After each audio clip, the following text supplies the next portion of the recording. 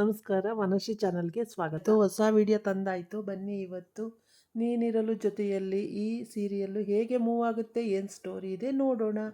ಅದಕ್ಕಿಂತ ಮುಂಚೆ ಸಬ್ಸ್ಕ್ರೈಬ್ ಮಾಡ್ಕೊಳ್ಳಿ, ಹಾಗೆ ಒಂದು ಲೈಕ್ ಕೊಡಿ.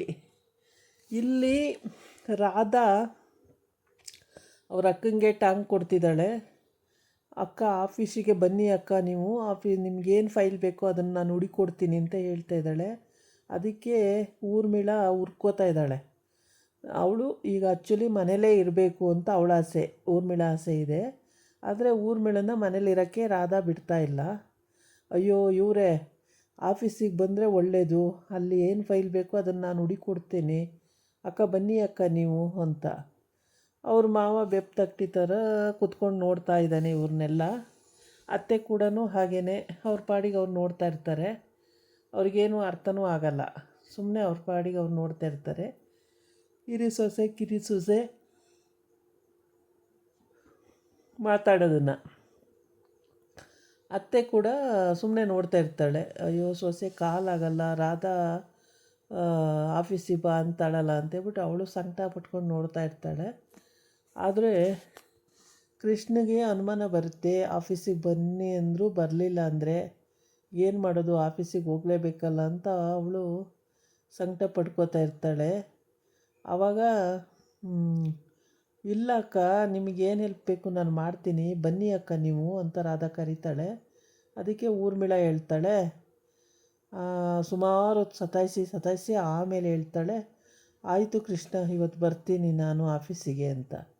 ಓ ಬನ್ನಿ ಅದಕ್ಕೇನಂತೆ, ಬನ್ನಿ ಅಂತ ಹೇಳ್ಬಿಟ್ಟು ಆಮೇಲೆ ಸರಿ ಸೊಸೆ ಆಫೀಸಿಗೆ ಹೋಗ್ತೀನಿ ಅಲ್ಲಲ್ಲ ಅಂತ ಅತ್ತೆಗೂ ಖುಷಿ ಆಗುತ್ತೆ. ಅತ್ತೆನೂ ತುಂಬ ಖುಷಿ ಪಡ್ತಾಯಿದ್ದಾಳೆ. ಇನ್ನು ಮಾವಂಗಂತೂ ಇನ್ನೂ ಖುಷಿನೇ ಆಗುತ್ತೆ.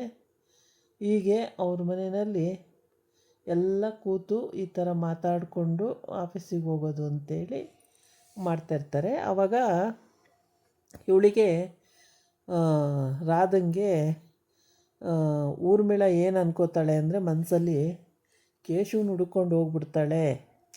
ನಾನೇನಾದ್ರು ಆಫೀಸಿಗೆ ಹೋಗ್ಬಿಟ್ರೆ ರಾಧಾ ಕೇಶವನ ಹುಡ್ಕೋಕ್ಕೆ ಸ್ಟಾರ್ಟ್ ಮಾಡಿಬಿಡ್ತಾಳೆ. ಮತ್ತು ಅವನು ಸಿಕ್ಕಿದ್ರೆ ನನ್ನ ಬಂಡವಾಳ ಎಲ್ಲ ಬಯಲಾಗ್ಬಿಡುತ್ತೆ. ಹೀಗೆ ಇವಳು ಇಂಟೆನ್ಷನ್ ಇರೋದ್ರಿಂದ ರಾಧಾಗೆ ಊರ್ಮಿಳಂಗೆ ಆಫೀಸಿಗೆ ಹೋಗೋಕ್ಕೆ ಇಷ್ಟ ಇಲ್ಲ. ರಾಧಾ ಆಫೀಸಿಗೆ ಬನ್ನಿ ಅಕ್ಕ ಅಂತ ಹಿಂಸೆ ಮಾಡಿ ಕರಿತಾವಳು. ಅದಕ್ಕೆ ಕೃಷ್ಣ ಹೇಳ್ತಾನೆ, ಅದಕ್ಕೆ ಬರಲ್ಲ ಅಂದರೆ ನೀನು ಯಾಕೆ ಹಿಂಸೆ ಮಾಡ್ತೀಯ ರಾಧಾ, ಸುಮ್ಮನೆ ಇರು ನಿನ್ನ ಪಾಡಿಗೆ ನೀನು, ಏನಕ್ಕೆ ಹಿಂಸೆ ಮಾಡೋದು ನೀನು ಅಂತ. ಅಯ್ಯೋ ಹಂಗಲ್ಲ ಇವರೇ, ಅಕ್ಕ ಆಫೀಸಿಗೆ ಬಂದರೆ ಅದೇನು ಫೈಲು ನಾನೇ ಹುಡುಕಿ ಕೊಡ್ತೇನೆ, ಅವರಿಗೆ ತೊಂದರೆ ಆಗಲ್ಲ, ನಾನು ಇರ್ತೀನಲ್ಲ ಅಲ್ಲಿ ಅಂತ ಹೇಳ್ತಾಳೆ.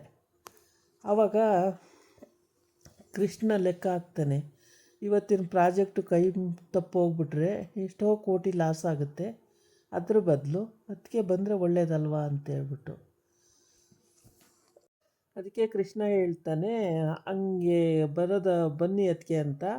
ಅದಕ್ಕೆ ರಾಧಾ ಹೇಳ್ತಾಳೆ, ಹೌದು ಅಕ್ಕ, ಪ್ರಾಜೆಕ್ಟ್ ಇಂಪಾರ್ಟೆಂಟು, ಇನ್ನೇನು ದಿನ ಮನೇಲಿರೋದು ಇದ್ದೇ ಇದೆ, ಇವತ್ತು ನೀವು ಬಂದರೆ ಪ್ರಾಜೆಕ್ಟು ನಮ್ಮ ಕೈಗೆ ಬರುತ್ತೆ, ಅವಾಗ ನಮ್ಮ ಮನೆಗೆ ಒಳ್ಳೆಯದಾಗೋದಲ್ವಾ ಅಂತ. ಅವಳಿಗೆ ಊರ್ಮಿಳಗೆ ಸಿಟ್ಟು ಅಂದರೆ ಸಿಕ್ಕಾಪಟ್ಟೆ ಸಿಟ್ಟು ಬರ್ತಾಯಿದೆ. ರಾಧನ ಹಿಡ್ಕೊಂಡು ಹೊಡೆದಾಕ್ಬಿಡ್ಬೇಕು ಅಷ್ಟು ಸಿಟ್ಟು ಮಾಡ್ತಿದ್ದಾಳೆ. ಆದರೂ ತೋರ್ಪಡಿಸ್ಕೊಳ್ತಾ ಇಲ್ಲ. ಆಮೇಲೆ ಕೃಷ್ಣ, ಹೌದು ಅದಕ್ಕೆ ಈ ಪ್ರಾಜೆಕ್ಟ್ ಕೈ ಬಿಟ್ಟು ಹೋದರೆ ಕಷ್ಟನೇ, ನೋಡಿ ಅದಕ್ಕೆ ಆದರೆ ಬನ್ನಿ. ಸರಿ ಕೃಷ್ಣ, ಬರ್ತೀನಿ ನಾನು ಅಂತ ಒಪ್ಕೊಂತಾಳೆ. ರಾಧಾ ಖುಷಿಯಾಗ್ಬಿಡ್ತಾಳೆ, ಸದ್ಯ ಹೋಗ್ತೀನಿ ಅಂದಲ್ಲ ಆಫೀಸಿಗೆ ಅಂತ ಹೇಳ್ಬಿಟ್ಟು, ಹೆಂಗೋ ಹೋಗಲಿ ಅಂತ. ಅದೇನಾಗುತ್ತೆ ಅಂದರೆ, ಆವಾಗ ರಾಧನೂ ಬರಬೇಕು ಆಫೀಸಿಗೆ ಅಂತೇಳಿ ಊರ್ಮಿಳ ಆಟ ಹಿಡಿತಾಳೆ. ಆವಾಗ ರಾಧನೂ ಹೋಗಬೇಕಾಗುತ್ತೆ. ಈ ಇಂಟೆನ್ಷನ್ ಇಟ್ಕೊಂಡೆ ಅವಳು ಆಯಿತು ಬರ್ತೀನಿ ಅಂತ ಹೇಳಿರ್ತಾಳೆ. ಏಕೆಂದರೆ ಆ ಓರೋರ್ಗಿತಿರಿಗೆ ಎಣ್ಣೆ ಸಿಗಕಾಯಿ ಇದ್ದಂಗೆ, ಬಾಯಿ ಬಿಟ್ಟು ಹೇಳಲ್ಲ, ಮಾತಾಡಲ್ಲ, ಮನೆ ಉಳಿಯಲ್ಲ ಅನ್ನಂಗೆ ಆಗಿದೆ ಅವ್ರ ಕತೆ. ಅದು ಎಷ್ಟರ ಮಟ್ಟಿಗೆ ನಿಜ ಅಂತ ನೋಡಬೇಕು. ಕೊನೆಗೂ ಆಫೀಸಿಗೆ ಕರ್ಕೊಂಡು ಹೋಗ್ತಾ ಇರ್ತಾನೆ ಕಾರಲ್ಲಿ. ಅಲ್ಲಿ ಕೂಡ ತಂಗಿನೂ ಇರ್ತಾಳೆ, ಅವಳು ತಂಗಿನೂ ಕರ್ಕೊಂಡು ಹೋಗ್ತಾ ಇರ್ತಾಳೆ ಜೊತೆಗೆ. ಆವಾಗ ತಂಗಿ ಹೇಳ್ತಾಳೆ, ಇಲ್ಲಿ ಎಷ್ಟು ತುಂಬ ಚೆನ್ನಾಗಿದೆ ಅಲ್ವಾ, ಹಾಗೆ ಹೀಗೆ ಅಂತ ಏನೇನೋ ಹೇಳ್ತಾ ಇರ್ತಾಳೆ. ಹೌದು ಚೆನ್ನಾಗಿದೆ, ಅಲ್ಲೇನು ಭಾಳ ಹಂಗಿದೆ ಹಿಂಗಿದೆ ಅಂತ ಏನೇನೋ ಹೇಳ್ತಾ ಇರ್ತಾಳೆ. ಆದರೆ ಊರ್ಮಿಳಗೆ ಸಿಟ್ಟು ಅಂದರೆ ರಾಧನ್ನ ಏನು ಮಾಡಬೇಕು ಅಂತ ಅಷ್ಟು ಸಿಟ್ಟು ಬರ್ತಾಯಿದೆ. ಹೇಳ್ಕೊಳಂಗಿಲ್ಲ, ಬಿಡೋಂಗಿಲ್ಲ. ಕೊನೆಗೆ ಹೋಗಲೇಬೇಕಾಗುತ್ತೆ, ವಿಧಿ ಇಲ್ಲ. ಸರಿ ಅಂತ ಹೇಳ್ಬಿಟ್ಟು ಕಾರಲ್ಲಿ ಕೂರಿಸ್ಕೊಳ್ತಾರೆ. ಈಸಿ ಚೇರಲ್ಲೇ ಹೋಗಿ ಕೂತ್ಕೊತಾಳೆ. ಕಾಲೆರಡೂ ಇದೆ, ಅದು ಏನಕ್ಕೆ ನಾಟಕ ಮಾಡ್ತಿದ್ದಾಳೆ ಅನ್ನೋದು ಇಲ್ಲಿವರೆಗೆ ಗೊತ್ತಾಗಿಲ್ಲ. ರಾಧಂಗೆ ಗೊತ್ತಾಗ್ಬಿಟ್ಟಿದೆ, ಅವಳು ನಡೀತಾಳೆ ಮಾಡ್ತಾಳೆ ಎಲ್ಲ ಗೊತ್ತಾಗಿದೆ. ಆದರೆ ರಾಧಾ ಮನೇಲಿ ಹೇಳಿದ್ರೆ ಯಾರೂ ನಂಬಲ್ಲ. ಅವಳ ಮಾತನ್ನು ಯಾರೂ ನಂಬದೇ ಇದ್ದ ಕಾರಣಕ್ಕೆ ಅವಳು ಹೇಳಿದ್ರೂ ಪ್ರಯೋಜನ ಇಲ್ಲ ಅಂತ ತೀರ್ಮಾನ ಮಾಡ್ಕೊಬಿಟ್ಟಿದ್ದಾಳೆ. ಹಾಗಾಗಿ ರಾಧಾ ಏನು ಹೇಳಿದ್ರು ಕೇಳಲ್ಲ ಅನ್ನೋದು ಎಲ್ರಿಗೂ ಗೊತ್ತಾಗಿದೆ. ಎಕ್ಸ್ಪೆಷಲಿ ಗಂಡನೇ ಕೇಳಲ್ಲ. ಅತ್ತೆ ಮಾವನೂ ಬೈದರು. ಹಂಗಿದ್ರೆ ನಮ್ಮ ಸೊಸೆ ಆ ಥರ ಆಟ ಮಾಡಲ್ಲ, ಅವಳು ಹಿಂಗೋ ನಡ್ಕೊತಾಳೆ, ಹಂಗೆ ಮಾಡ್ತಾಳೆ ಹಿಂಗೆ ಮಾಡ್ತಾಳೆ ಅಂತೇಳ್ಬಿಟ್ಟು. ಭಾವ ಬದುಕೇರೆ ಅಂದರೂ ಕೇಳಲ್ಲ, ಊರ್ಮಿಳ ಹಾಕಂಗೆ ಕಾಲಿದ್ದಾವೆ ಅಂದರೂ ಕೇಳಲ್ಲ. ಯಾಕೆ ಹಂಗೆ ಬ್ಲೈಂಡಾಗಿ ಇವಳನ್ನ ನಂಬ್ತಾರೋ ದೇವರಿಗೆ ಗೊತ್ತು. ಮತ್ತು ಇವಳೇನು ಇಂಟೆನ್ಷನ್ ಇಟ್ಕೊಂಡು ಹೋಗ್ತಿದ್ದಾಳೋ ಎಂಥರ ಇದು ಗೊತ್ತಾಗ್ತಾ ಇಲ್ಲ. ಅದಕ್ಕೆ ತಂಗಿ ಕೇಳ್ತಾಳೆ, ಏನಕ್ಕ ಸಪ್ಪು ಕೂತಿದ್ದೀರಲ್ಲ, ಏನೋ ಆಗಿದೆ ಅನ್ನಂಗೆ, ಮಾತಾಡೋಕ್ಕಾಗಲ್ವಾ, ಏನಕ್ಕೆ ಮಾತಾಡ್ತಾ ಇಲ್ಲ ಅಂತ ತಂಗಿ ಕೇಳ್ತಾಳೆ. ನೀನು ಸುಮ್ಮನೆ ನಡಿ, ತಲೆ ತಿನ್ನಬೇಡ, ಏನಕ್ಕೆ ಮಾತಾಡ್ತೀಯ ನೀನು ಅಂತ.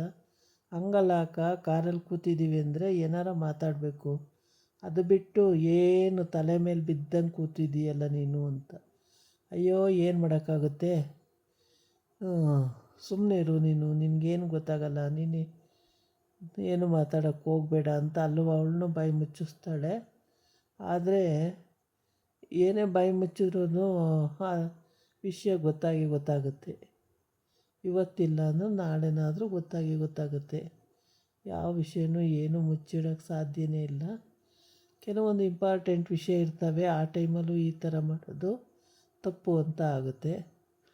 ಗಂಡ ಬದುಕಿದ್ದು ಗಂಡ ಇಲ್ಲ ಅಂದ್ಕೊಂಡು ಬದುಕ್ತಿದ್ದಾಳೆ, ಕಾಲಿದ್ದು ಕಾಲಿಲ್ಲ ಅಂಥೇಳಿ ಈಜಿ ಚೇರಲ್ಲಿ ಮನೇಲೆಲ್ಲ ತಳ್ಕೊಂಡು ಓಡಾಡ್ತಾಳೆ. ಹಾಗಾಗಿ ಇವಳು ಏನಕ್ಕೆ ಈ ಥರ ಇದು ಮಾಡ್ತಿದ್ದಾಳೆ ಅನ್ನೋದು ಪಾಪ ಯಾರಿಗೂ ಗೊತ್ತಾಗ್ತಾನೇ ಇಲ್ಲ.